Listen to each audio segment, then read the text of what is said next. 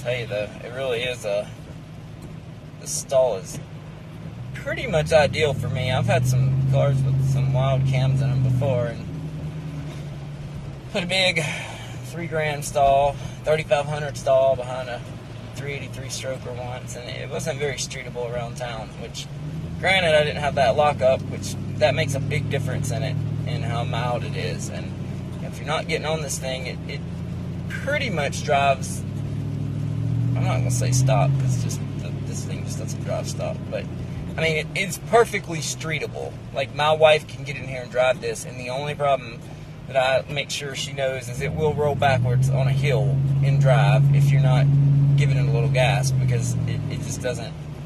It doesn't hold itself on a hill the same as a low RPM stall does. You know, it's not a big deal to me. You put your foot on the brake when you're ready to go, hit the gas, and it'll go. But you know, that's the only thing you really. If I didn't tell you that before you drove this, you might find yourself panic. You know, if you weren't paying attention, you'd roll back into somebody on a real steep hill, pulling out into the road, or you know, you might panic for a second or something like that before you figured out what was going on, or thought the car shut off or something. I don't know, but you know, I'm used to it.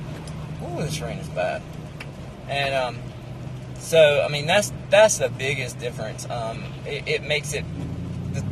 It puts you right in the power band to me of where this 6-liter is.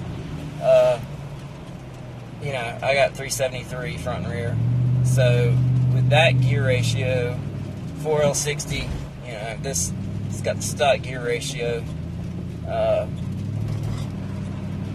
It works out pretty well in just normal traffic. You know, it'll bump up to.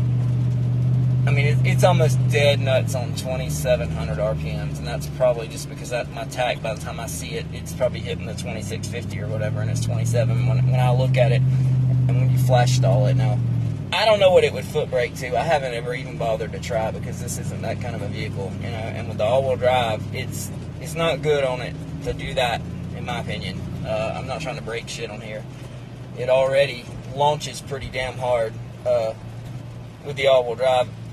Just flash stalling it when you start out, if you're on dry pavement, you know, it's wearing my ball joints and stuff out somewhat, so it can make a difference. But I'm about to turn here into my neighborhood, down the road in my neighborhood, and I'll show you one more time, see if I can get enough time.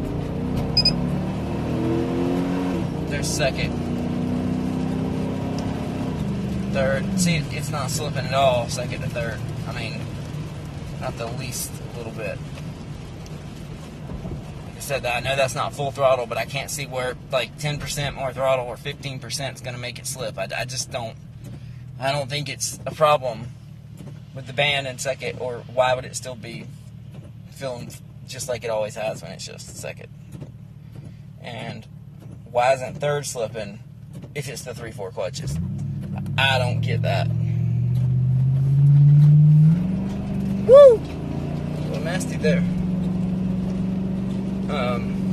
Anyway, if anybody's got any ideas on what it's doing, like I said, I noticed it today doing 85 or so down the interstate. That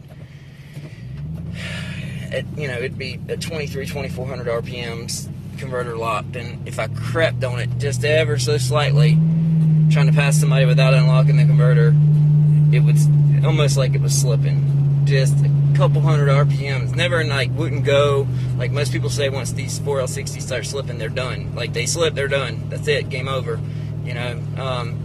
And none of that. Just like barely. And if you let it lock back up and ease a little more up on it, it was fine. And then, you know, once it's unlocked, it would hit the unlocked RPM, and you know, if it would jump up to 2,650 and pull from there. And then once it hit where the stall caught up, it wouldn't slip anymore.